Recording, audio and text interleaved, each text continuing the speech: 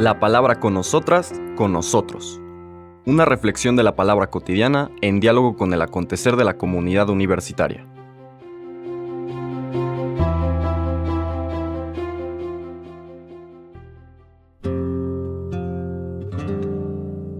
Hola, buenos días. Bienvenidas, bienvenidos a la palabra con nosotras, con nosotros.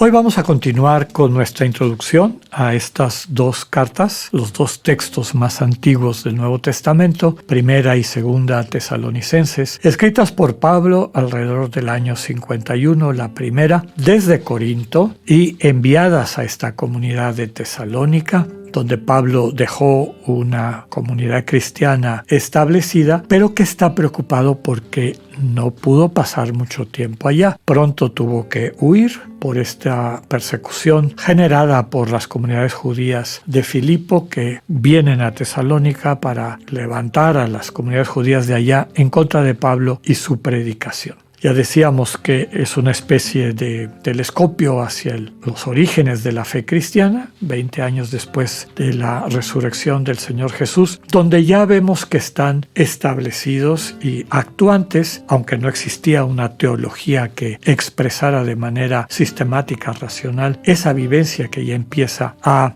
ser común para los seguidores del camino de Dios como comunidad de amor. Principios prototrinitarios, podríamos decir, que el Dios vivo no es un soberano al estilo de los soberanos del mundo, un rey al estilo de los reyes del mundo, sino un Abba, un papá, que el mesianismo prometido por Dios se concreta en Jesús, pero de una manera novedosa y no en el sentido novedosa porque no sigue las expectativas del Mesías guerrero y triunfante, pero sí en el sentido de las profecías que ya encontramos en Isaías del siervo sufriente que a través de asumir las heridas de su pueblo se las sana, ¿no? Por sus heridas somos sanados y sus heridas son las nuestras propias. Habla también del retorno eventual del Señor Jesús para llevar a plenitud el proyecto del Padre y ya menciona estas tres virtudes, estos tres dinamismos que siempre operan de manera concomitante en el creyente cuando tiene una vida sana en Dios, cuando su comunión con Dios es sana, que son la fe, la esperanza y la caridad. Profundizaremos en eso más adelante, conforme vayan apareciendo en el propio texto de la carta. Entonces decíamos que Pablo escribe estando en Corinto a esta comunidad que él ya había fundado, pero que lo tiene preocupado, porque estuvo poco tiempo ahí. Un tema fundamental de esta primera carta de Pablo a los tesalonicenses es lo que se conoce como la segunda venida del Señor. En griego, la palabra que utiliza Pablo es parusía. Parusía no la inventa él, es una palabra común que significa visita, pero no cualquier visita. Es la visita, hoy diríamos, de Estado, cuando llegaba el emperador o un legado del emperador a una provincia o ciudad, que se organizaba un gran banquete, estaba lleno de mucha solemnidad, pues la ciudad se preparaba para recibir a aquella gran figura y también esa gran figura, a su vez, en reciprocidad, otorgaba a la ciudad algunas concesiones o dones, ¿no? Muchas veces cuando la recepción del emperador o de su legado eran particularmente espectaculares y le daban pruebas de su fidelidad y demás, pues inclusive hasta podía ser a la ciudad, a todos los ciudadanos de esa población, ciudadanos romanos, ¿no?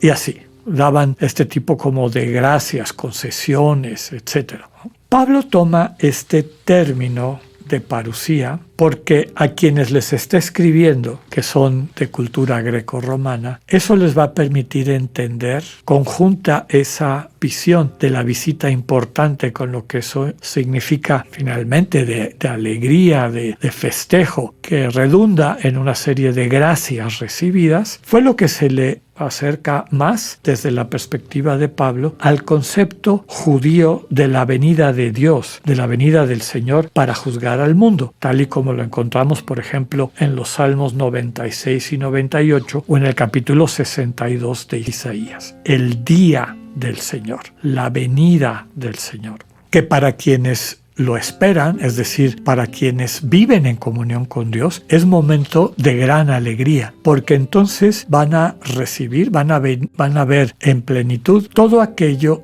que han experimentado hasta entonces, hasta cierto punto como promesa. Desde luego, si no tenían sustentada su fidelidad a Dios en elementos reales y concretos, pues hubiera sido absolutamente irracional e imposible. Pero siempre existe, como hemos comentado al hablar de la fe, un elemento de saber. Sé, me consta que Dios es fidedigno porque Dios se ha hecho presente en mi vida, lo conozco, pero hay muchas otras cosas que todavía son esperanza. No las veo. Estamos caminando en esa dirección. Basta hacer referencia a nuestra fe cristiana, ¿no? Nosotros creemos que el proyecto de Dios para la humanidad se completará, se culminará cuando todos los seres humanos nos veamos y nos tratemos como hermanos y hermanas, vivamos sostenidas y sostenidos por el amor de Dios y desde ese amor nos relacionemos mutuamente. Pero esa es una esperanza. Nos mantenemos en esa esperanza porque conocemos a Dios. Dios no es extraño, no es ajeno a nuestras vidas. Lo hemos experimentado. Entonces, este saber y creer, que es el centro de la fe, es lo que está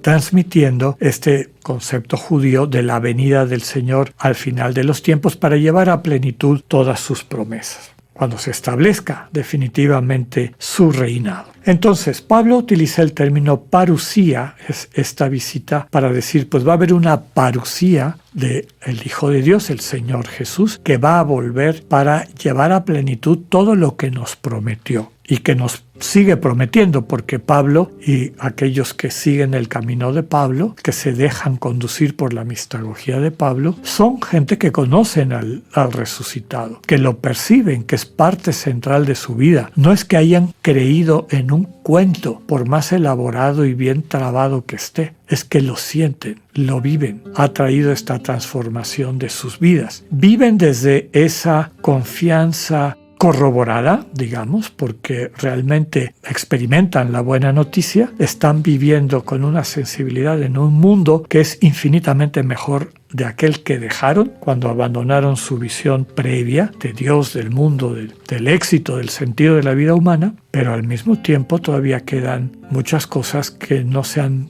terminado de concretar. De entrada, la situación de persecución en que viven. Persecución por las tradiciones religiosas de las que están tomando distancia. Los que se convirtieron del judaísmo, los que dejaron el judaísmo en su piedad tradicional de la época para asumir el camino de Jesús, pues son perseguidos, maltratados por quienes se mantuvieron en esa religión. Quienes siguieron viviendo la tradición religiosa greco-romana, con su expresión filosófico-religiosa, pues también los desprecian, los mantienen al margen, en ocasiones los persiguen, los ven como peligrosos. Como hemos dicho muchas veces, cualquier observación de que nuestra apuesta religiosa pudiese ser falsa, pues la recibe quien vive esa fe como una afrenta y además como una violencia hacia algo fundamental de su existencia, ¿no? Que es el sentido de la vida. Entonces, Pablo les escribe hablando de esta parusía, de esta visita del Señor Jesús, porque las comunidades la esperan de un momento a otro. Sobre este sentido de la parusía inminente, es decir, de la segunda venida del Señor Jesús, como algo inminente, y la problemática cuando empieza a tardarse un poco más de lo que esperaban, es el centro de la temática de esta carta de Pablo a los tesalonicenses. La próxima semana nos adentraremos ya directamente al texto, haciendo comentarios sobre algunas de las enseñanzas que ya encontramos en esta comunidad cristiana primitiva, 20 años después de la resurrección. Que tengan un buen día, Dios con ustedes.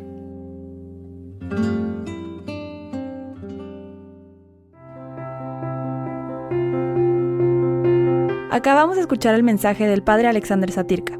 Escúchalo de lunes a viernes a las 8:45 de la mañana por radioiberoleon.com, a través de nuestra app gratuita para iOS y Android o por Spotify. Esta es una producción de Radio Ibero León en colaboración con el ITESO, Universidad Jesuita de Guadalajara.